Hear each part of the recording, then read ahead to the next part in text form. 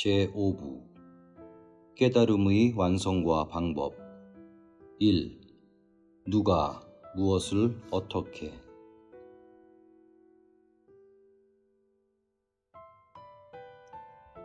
필자가 보기엔 마음 공부란 자기가 육체가 나이다라는 오랜 관점에서 벗어날 때 비로소 시작된다. 그 이전에는 사실 마음 공부가 아니라 몸도 나도 다 마음임을 발견하기 위한 것이다.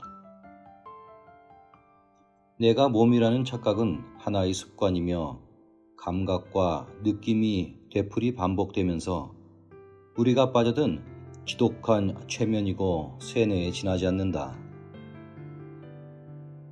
나는 나를 마음이라고 자각함으로써 이제는 육체 밖으로 무한히 확장된 의식으로 살고 있다. 돌이켜보면 나를 몸이 아닌 마음이라고 존재의 중심을 이동하기까지 정말로 많은 십수년의 세월이 걸렸다. 그것을 내가 스스로 깨우치기까지는 그 누구도 가르쳐준 바가 없었으니까. 하지만 일단 마음이 그 관점을 갖게 되자 그 이후의 변화는 스스로 놀랄 정도로 빨랐다. 이제는 몸에 일어나는 현상이 어떠하든 거의 나를 어쩌지 못한다. 어디가 아프면 아플 뿐이니 힘들면 힘들 뿐이며 상관없고 똥이 마려우면 마려울 뿐이니 적당한 데 싸면 될 뿐이다. 어린아이들은 똥이 마려우면 무심하게 그냥 싸버린다. 절대 어른들처럼 쩔쩔매며 황급하게 쌀 곳을 고르지 않는다.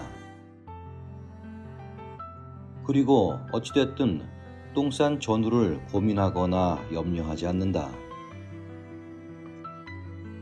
관점을 달리해서 생각해보면 이 얼마나 걸림없는 무해자재한 평안한 마음가짐이며 살림살이인가. 만약 이 몸을 나라고 여기며 그것이 아프고 병들었는데 마음 공부는 하고 싶고 그래서 몸도 생각해 가면서 무엇을 어떻게 수행해야 하느냐고 한다면 참 머릿속이 고려할 점도 많으니 복잡할 것이다. 또 무슨 황급히 해결해야 할 일이 문제가 있다거나 몸에 중병이 생겼다거나 마음에 걸리는 일이 생겼다면 그것 때문에 마음 공부에 집중이 되지 않는 게 보통 사람 마음들이다. 하지만 그것도 엄밀하게 본다면 그것은 그것일 뿐이고 마음은 마음일 뿐이며 몸은 몸일 뿐이다. 그래서 사람이 자기 생각이나 감정과 완전히 분리되어 놀랍도록 침착해진다.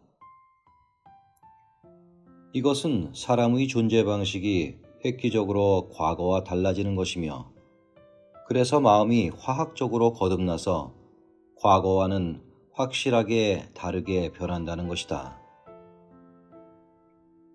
이와 같은 변화는 과거의 그 사람이 그대로 남아있는 한 무엇을 어떻게 하라고 가르쳐준다고 해서 되는 것이 아니다.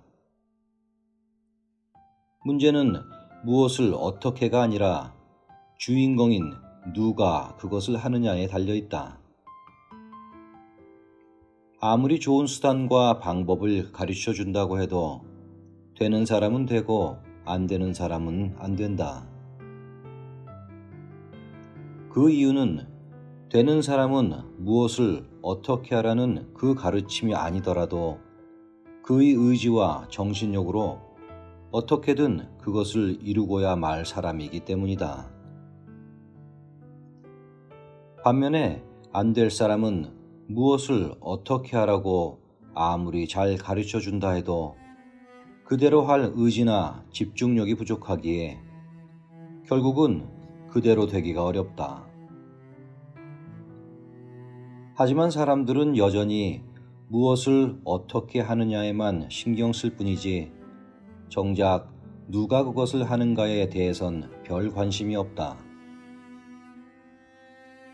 하지만 제일 중요한 것은 누가 그것을 하느냐이다. 큰 회사의 회장들은 자기의 중요한 사업을 맡길 경영자를 고를 때 그 방면에 학식이 높거나 무엇을 어떻게 할 거라고 이론적으로 말 잘하는 사람을 뽑기보다는 정작 그 일을 맡길 만한 실제적 경륜과 배포가 있는 인물을 고른다. 이것은 진리 공부에 있어서도 마찬가지이다. 이제부터는 무슨 공부를 어떻게 하느냐에 신경 쓰지 말라.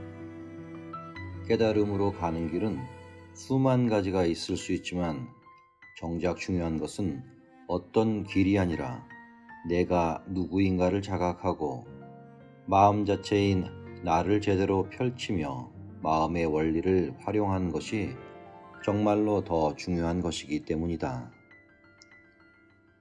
즉, 무엇을 어떻게 하는 것 속에 지름길이 따로 있는 게 아니라 나라는 이 현상을 매 순간 똑바로 보기 시작하면 그곳에서 내가 사라지고 나를 수시로 만들고 나타내며 연출하는 마음의 현상만이 남는다.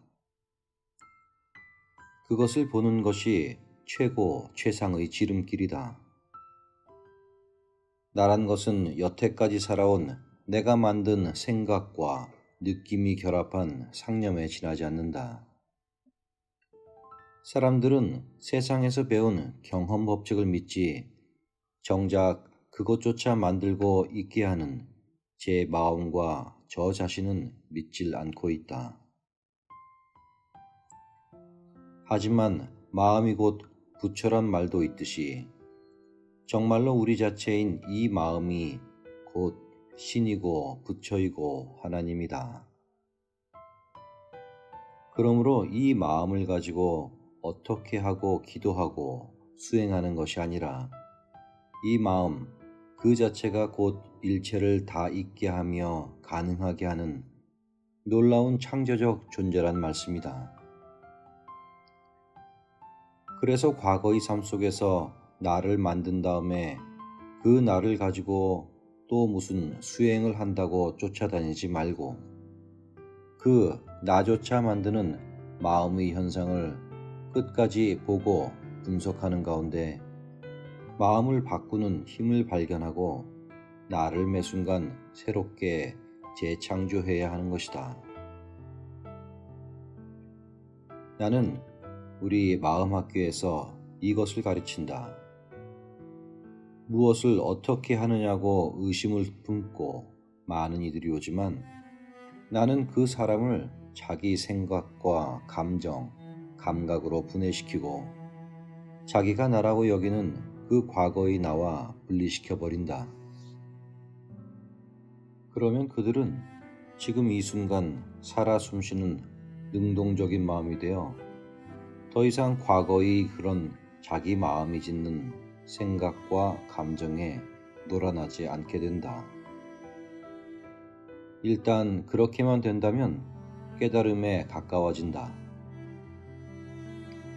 즉, 그는 스스로 매 순간 자기를 자각하고 새롭게 재창조하는 힘을 터득하게 되므로 불과 몇 달 만에 과거부터 자기 속에 흐르며 존재하는 불변의 수행자상을 가지고 이미 세상에서 유행하는 깨달음을 위한 수행법들을 수십 년 정도 수행해온 사람들보다 훨씬 더 낫게 되는 것이다.